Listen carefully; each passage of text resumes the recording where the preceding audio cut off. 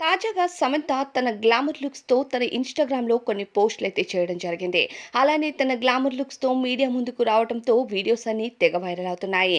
ఇదే తరుణంలో నాగ చైతన్య సమంతకు ఎదురుపడినట్టు ఇలాంటి డ్రెసింగ్ సెన్స్ వల్లనే విడాకుల వరకు వచ్చింది మ్యాటర్ అంటూ కొన్ని వార్తలైతే నెట్టింట తెగ హల్చల్ అవుతున్నాయి.